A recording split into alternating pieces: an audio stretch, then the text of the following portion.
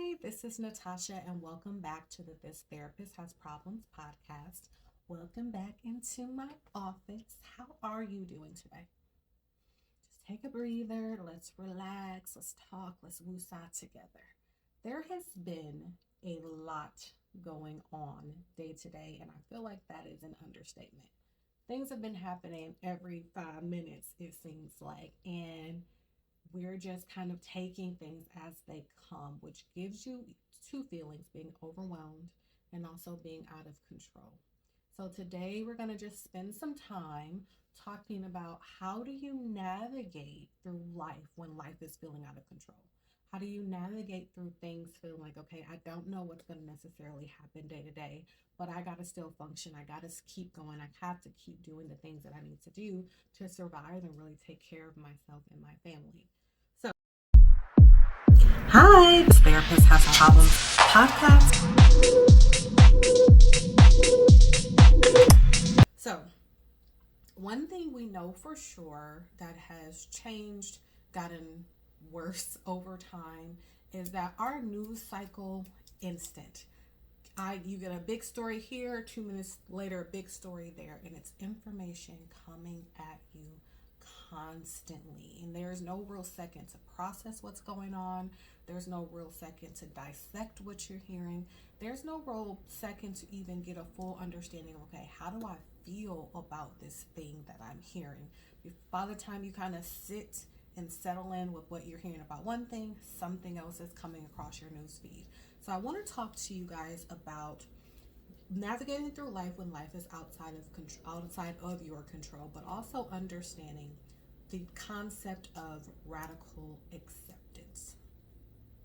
Radical acceptance is something we'll get into more, but just start getting your brain wrapped around how do I acknowledge and accept the things that I can't change?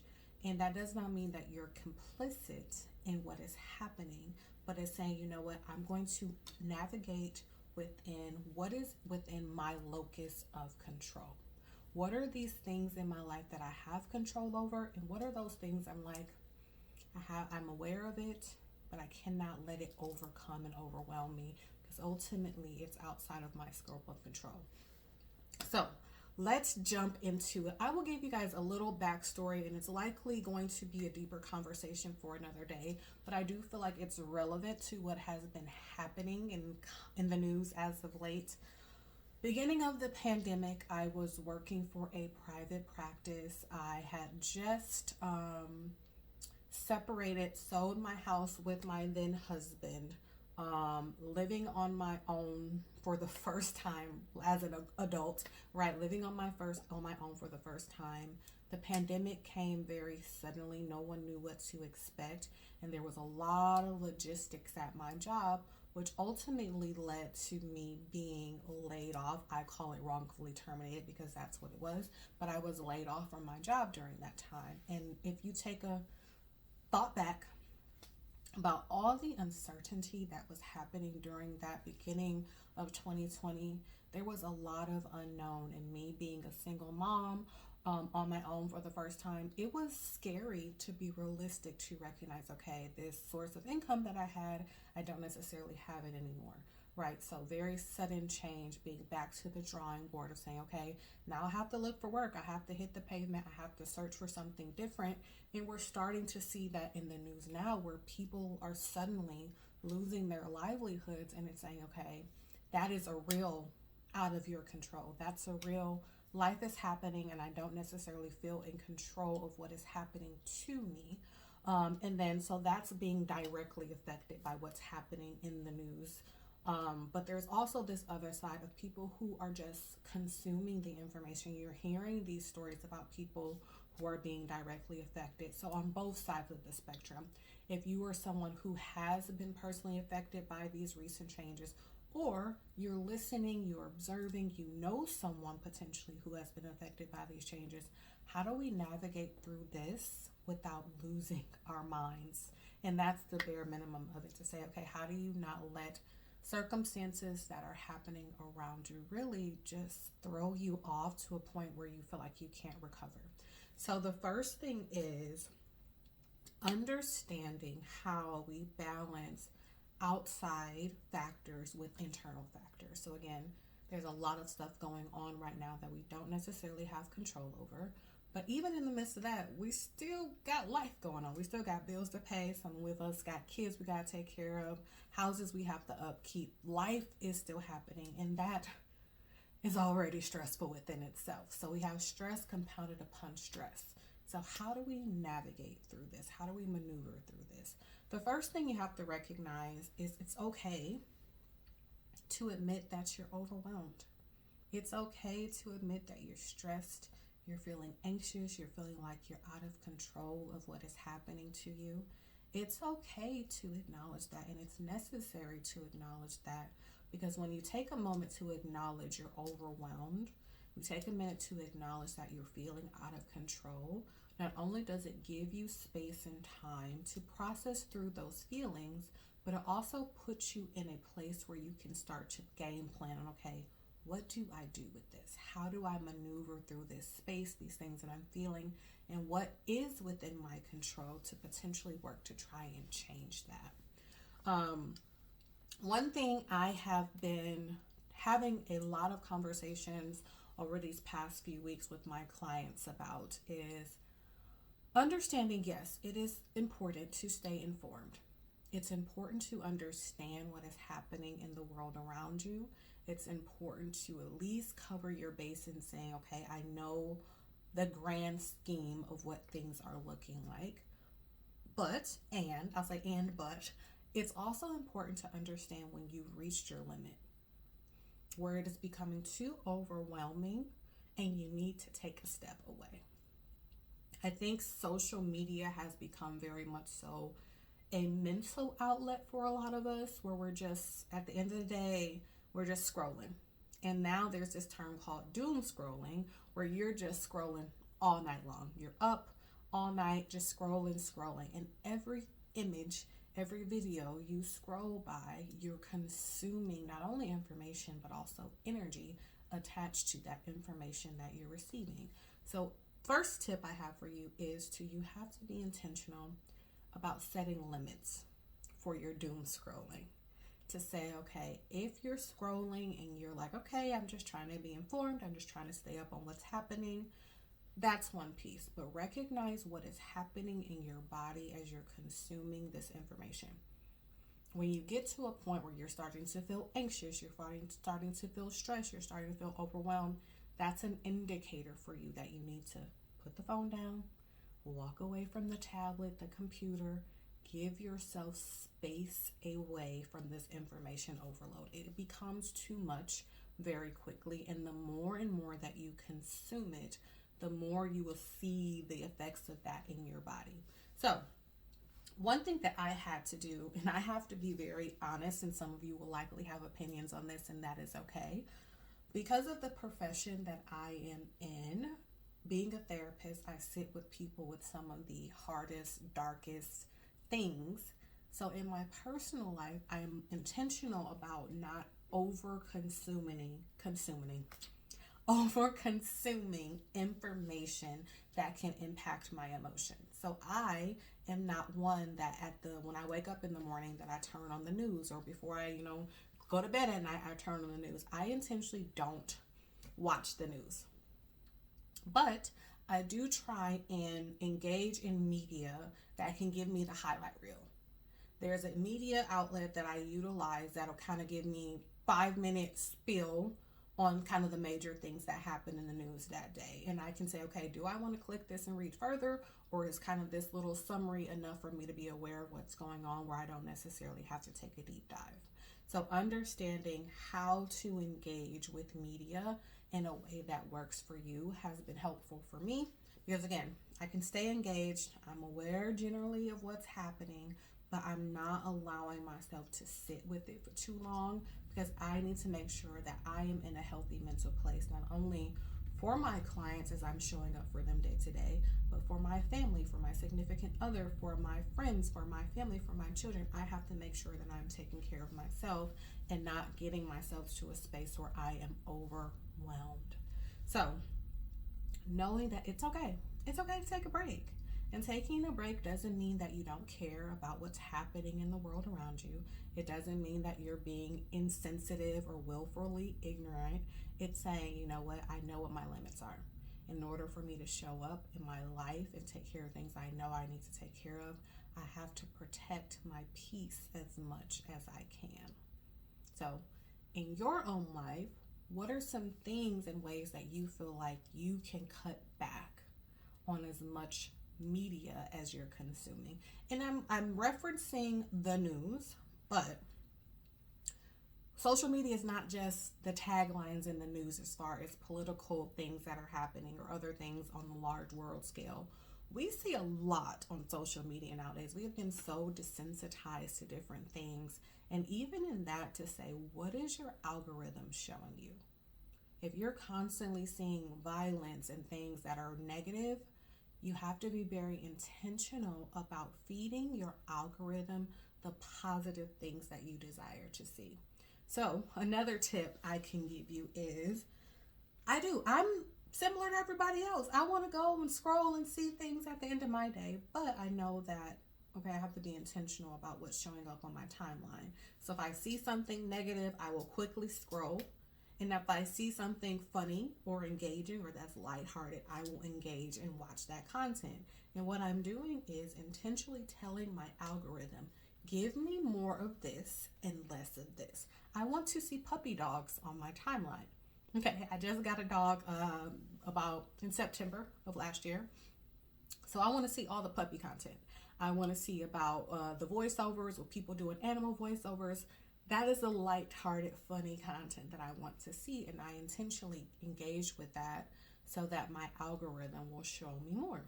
So for you, are there lighthearted topics that you enjoy that you can also be more intentional about engaging with, liking, commenting, so your algorithm will know, okay, they're more interested in this, and not necessarily with all that negative stuff. We'll leave that over there for when we're trying to educate ourselves, and then we can move on. I brought up something at the beginning of this, and I want to break it down into detail. I mentioned radical acceptance. Take a minute. What do you think practicing radical acceptance means? I'm sure you're on track. I'm going to give you some defining factors of what is radical acceptance. Radical acceptance means accepting life as it is, not as you want it to be. Again, radical acceptance is accepting life as it is and not as you want it to be. So there's a lot of things that we can picture. If I say, paint the picture of your perfect world, what would that look like? You will have a world that is very specific to what you want, what you desire, what you love. But the reality is that isn't the world that we all exist in today. So the mantra of accepting the things that I cannot change, right? Understanding that there's a lot in our life that we just have to say, you know what, that's the reality of what it is. And even though I don't like it, doesn't negate the fact that it's reality. So how do we practice that level of radical acceptance? First thing we need to understand about radical acceptance, and I'm looking at my notes, is it doesn't mean that we approve of what is happening. It doesn't mean that we're giving up or ignoring reality. It means that this is a situation. I can't change it, but I can control how I respond to it, right? So that's radical acceptance. If it's just an example, I woke up early, I went for a walk, I ate my breakfast, I got everything ready to go, and I got out of the house perfectly on time because my goal was I'm going to make it to work on time this morning. You did everything right. You did everything you needed to do. You set your plan in motion. You checked your boxes in order to say, okay, my goal is to get to work on time. You get on the highway and there's a 15-minute backup. Radical acceptance is saying, you know what? I did everything that I needed to do, but I have zero control over what traffic looks like right now. So how am I going to respond to that? Do I sit in my car and cuss and fuss and be frustrated and mad because I did everything I needed to do and these people didn't do what they needed to do, so now I'm late. Yeah, you can do that, and you'll probably end up having a pretty crappy day. Or you can say, you know what? Is there another route that I can potentially take that'll get me to my destination close to on time? Maybe. Is it saying, you know what? Maybe something, if I had, gotten on the highway a little earlier, maybe I could have been in the midst of whatever is causing this accident. So sometimes it's a protective factor. Or it's saying, you know what? I did everything I needed to do. I just have to wait it out. I'll get to work when I get to work. Everything will be okay. Right? You get to determine, in accepting the reality of what is, traffic is bad, it's not moving. You get to choose how you respond to that, right? That is radical acceptance. It's saying, yeah, I had a goal, I had a vision for myself, but life happens and I have to navigate through life on life's terms and choose, how am I going to let it affect me? How am I going to choose to respond to life when it happens, right? The next thing is, why is radical acceptance beneficial? Why is it important for us to learn, especially in this time that we're living in? Why is it important to learn the value of radical acceptance? Radical acceptance reduces emotional suffering because it releases resistance. Going back to that example I just used about traffic. The reducing of emotional suffering by reducing or releasing resistance means you're sitting in this car in traffic. You cannot magically move all the cars in front of you. So by releasing resistance to what is, I can choose to say, you know what, I'll just enjoy a podcast. I'll listen to some music while I wait. By not releasing resistance, I'm sitting in that car, I'm cussing, I'm fussing, I'm mad, I'm raising my blood pressure, my cortisol, stress levels. I'm influencing myself based on something that no matter how mad I sit in this car and get, traffic is not going to move any faster, right? So again, radical acceptance helps because it reduces emotional suffering by releasing resistance. Okay, so in the midst of life happening around you, some things we can't control. And the more that you accept what is, and you will have control over how you emotionally respond, which in turn controls your actions. Okay, the next one is it helps us let go of the mental tug of war between this shouldn't be happening and but it is, right? Again, I did everything I needed to do. I checked all my boxes. I was on time. I got on the highway when I was supposed to. I should be on time for work. This shouldn't be happening. But it is what it is. This is what is happening, right? It helps us let go of this mental tug of war of this is what ideally I wish I desire versus this is just how it is. How do I maneuver with this? The next thing is it creates some space for peace in the midst of chaos. That peace is so significant because chaos is the perfect word, I feel, that describes some of the things that are happening in our world today. Some of the things that you scroll past consistently on your news feed. It feels chaotic. It's just a lot happening, right? But when you practice radical acceptance, you're saying, okay, at least I can control this little pocket of this grand scheme of things. Again, that locus of control. What is in your hands? What is realistically in your ability to control? And when you release the things that you can control, that level of chaos in your life will start to come down. Okay? What are some practical ways to practice radical acceptance? So now you have an understanding of what radical acceptance is. You understand the benefits of radical acceptance. How do you practice it? How do you implement this skill in your life day to day? So a couple techniques I will give you. The first is to just pause and breathe. It's important for you to pause because when you pause, You cut off that switch that gives you the ability to react impulsively. Impulse means thought to action immediately. There is no pause, there's no thinking it through, there's no considering other options. Action can sometimes be, again, chaotic, right? So pause and breathe. When you feel overwhelmed, just take a breath. Breathe. That gives your body time to release some of that energy that you're holding on to, but it also gives time for that logical part of your brain to click online so that you can critically think through, okay, what is my next step based on the circumstances I'm encountering in this moment? So what can I control right now, and what is out of my hands? When you're feeling overwhelmed, ask yourself those questions. What can I control right now?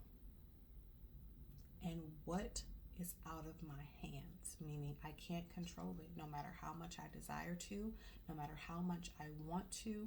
This is what I can manage, and this is what is outside of my control. What do I do with that? The next thing is, and I love this, and I think we have gotten away from some of these techniques that helps us to slow down because we live in this fast-paced microwave society, but use grounding techniques. Have you ever heard of grounding techniques? Have you ever used any grounding techniques?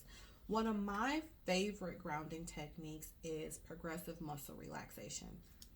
Love it, love it, love it. This is something that you can do at any time. And it's something that I know it's hard for some people to just stop and meditate. Kind of sit in this Zen space, clear your thoughts in your mind. But this is something, again, going back to that traffic example. This is something that you can even do while you're sitting in the car in traffic. Progressive muscle relaxation. You start at your toes and you move your way up your body, and it helps you to be very present in the moment. So even as you're watching this podcast, listening to this podcast, practice progressive muscle relaxation. You start with your toes, squeeze your toes, let it go. Then squeeze your feet and let it go. So you're squeezing your muscles and working your way up your body and taking breaths in between. And what that does is slows down your thinking, gets you very conscious and present with your body, which helps to ground you to the present moment. Another grounding technique is focus on what is real and what's present. So your breath, your sensations, and the surroundings. A very popular grounding technique is the 5, 4, 3, 2, 1 mindfulness exercise, where you name 5 things you can see, 4 things you can touch, 3 things you can hear, 2 things you can see, and 1 thing you can taste. So even if, again, you're sitting in that car feeling stressed, 5 things you can see out your window, 4 things you can touch in your immediate reach safely, 3 things you can hear, if it's your radio, if it's the car horn next to you, if it's the sound of someone's tires, right? 2 things you can smell, right? If you hopefully put on some deodorant and brush your teeth, right? The 2 things you can smell, and 1 thing you can taste. Take a sip of that water, that coffee, that smoothie, right? The goal is to, again, bring you very present in the moment, calm your mind and your body, and really ground you and center your focus. Mantras. I love mantras. I love those positive affirmations as far as it's important to connect you to what is happening in your environment. So just some examples of some mantras. This is hard, but I can handle it. I don't have to like it to accept it. I release what I can't control. I'll say those again. This is hard, and I can handle it, right? Life is hard, but you've survived all the days you've been here on this earth, so you can handle it, okay? I don't have to like it to accept it. I don't have to like that in Texas, we get 4 different seasons in a day. I don't have to like it, but I can accept it by packing a sweater, a t-shirt, some extra deodorant, right? So again, trying to make light of it because I want to make sure that we are enjoying this time. It doesn't feel like I'm throwing a bunch of information at you, but I don't have to like things that are happening in order to accept that, okay, this is the reality. It's outside of my control. And then again, I release what I can't control. If I can't control it, it has no room, no space in my hands. I would rather hold in my hands what I can control, right? What I can manage, what I can take care of, what's within my grasp, and I release the things that I can't. Engage, the next tip. So tip is to pause and breathe. The second tip is to use grounding techniques. The third tip is mantras for radical acceptance, and you can create your own mantras. Those are just examples of kind of the path that you should be thinking about mentally when coming up with your own mantras. The next one is engage in what nourishes you. Life is hard. We got a lot of stuff going on, a lot of responsibilities. You got to work, you got to do all of these things.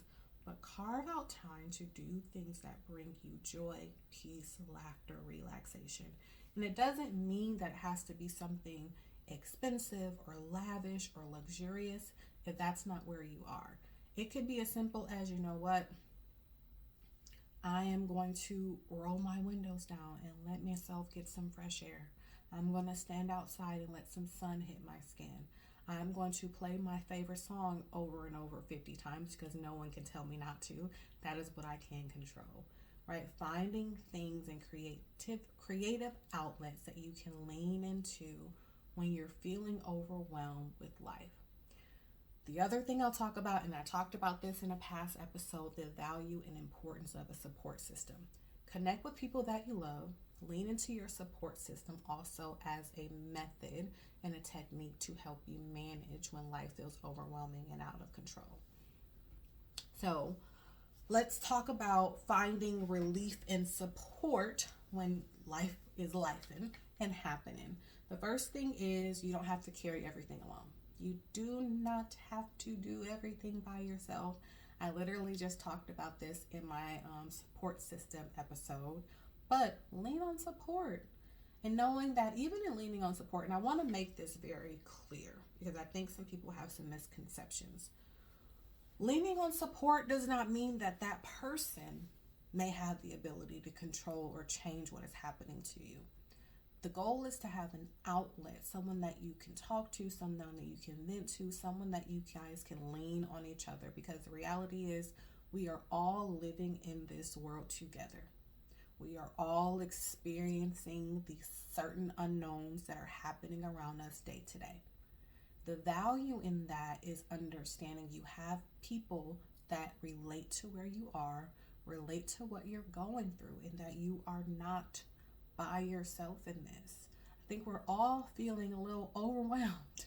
We're all feeling a little like, okay, I don't know what's going to happen tomorrow, but we're going to figure it out, right? So understanding it's okay to lean on your support system.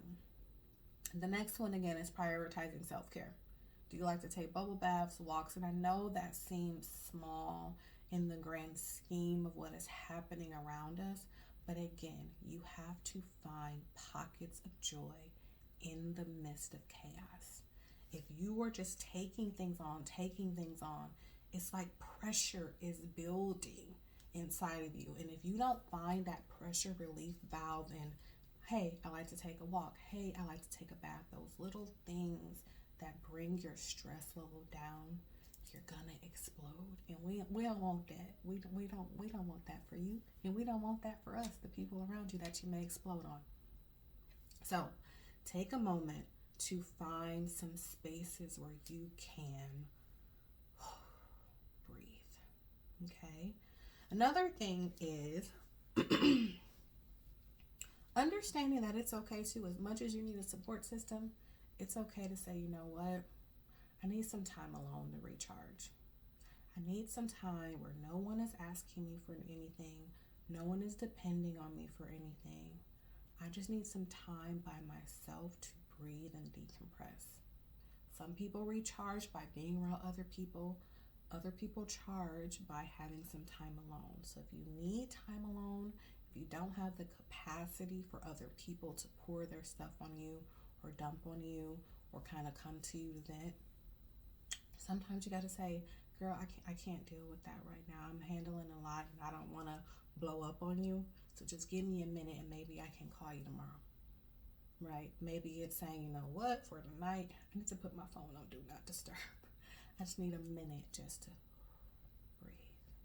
Okay, so giving yourself permission, checking in with yourself to really say, what do I need?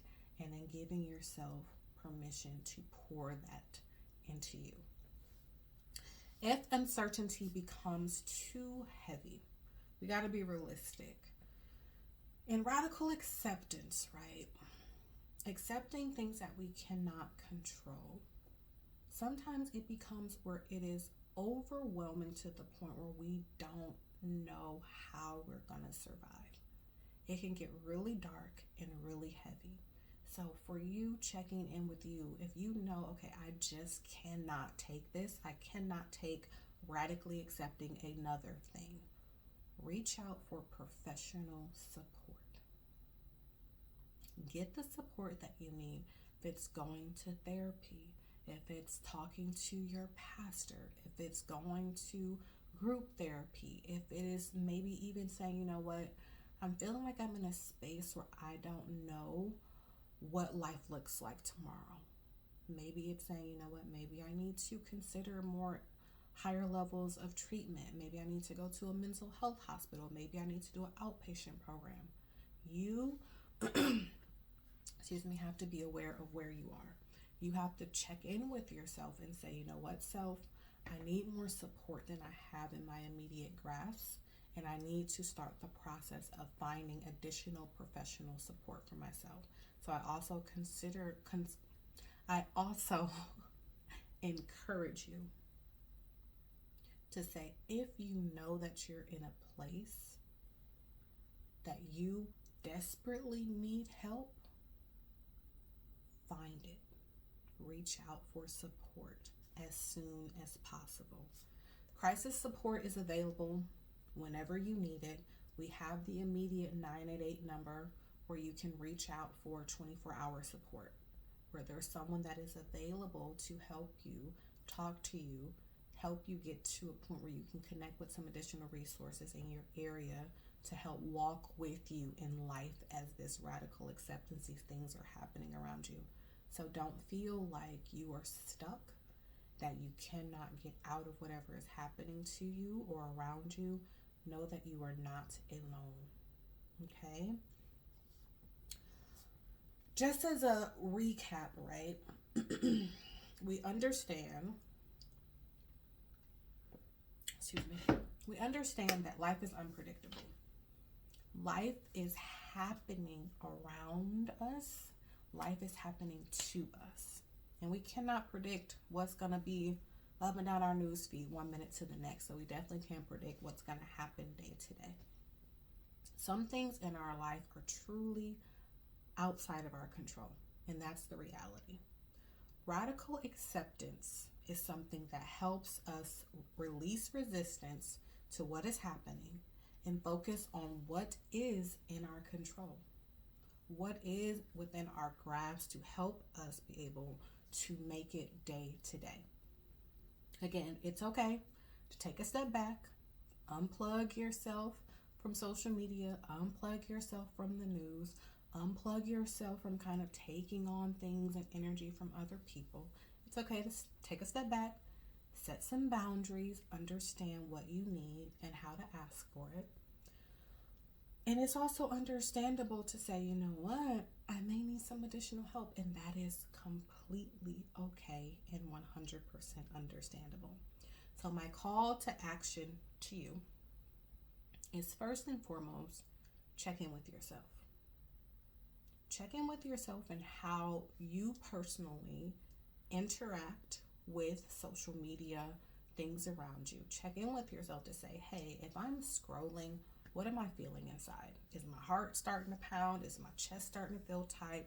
Am I starting to feel a little uncomfortable and anxious and fearful of the future? That's an indicator. You need to take a step back. You need to give yourself some time limits maybe to say, okay, I can scroll for a few minutes, but then I need to take a step away.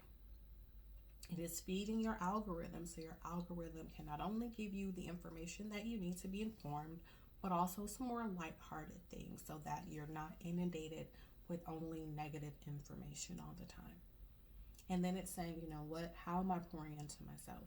How am I managing what is within my control? So if this resonated with you, if this resonated with someone that you may know to say, I need to share this with a friend, please share it. Please allow us to build a community where we are having some of these more meaningful and engaging conversations and really providing tools on how to manage life day to day. Also, if you can identify one thing, just one, that you can release today that is outside of your control, drop that thing in the comments down below. Let us know what you're committed to releasing in your effort to practice radical acceptance. Couple of resources I want to provide. Again, 988 is a number that you can call any time of day, reach out to be able to get 24-hour support. Also, if you're looking for a therapist, if you're in the Texas area, I am available. You can look at my website, M.B.S. wholehealth.com, to request an appointment. Also, for directories, if you are outside of Texas or looking for something different, listen, I understand there is a lot of different specialties and people looking for therapists. So utilizing Therapy for Black Girls, Psychology Today, Open Path Collective, a lot of other different resources. Just Googling therapists in my area, find the resources that you need. If you need help finding a therapist, drop down in the comments below. You can send me your zip code and what type of therapist you're looking for. I can try and send you some referrals your way. Understanding that YouTube is not therapy. I am not your therapist, but I am an advocate for helping you get the support that you need. So I do not mind providing you with different resources and referrals if needed. Thank you so much for stepping into my office. Thank you for allowing me to occupy space in your day. Again, I know there's a lot going on. So the fact that you've decided to be here with me today definitely means a lot. And I hope that this continues to be a space of positivity, that we can really have some open conversations, because again, stay lifing. So we need help navigating through life's problems. So thank you for watching the This Therapist Has Problems podcast. Please like the video, share the video. If you are not subscribed, please subscribe.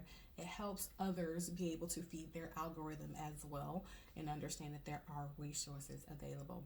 Thank you so much. Thank you for stepping into my office, and I will see you next time. Bye.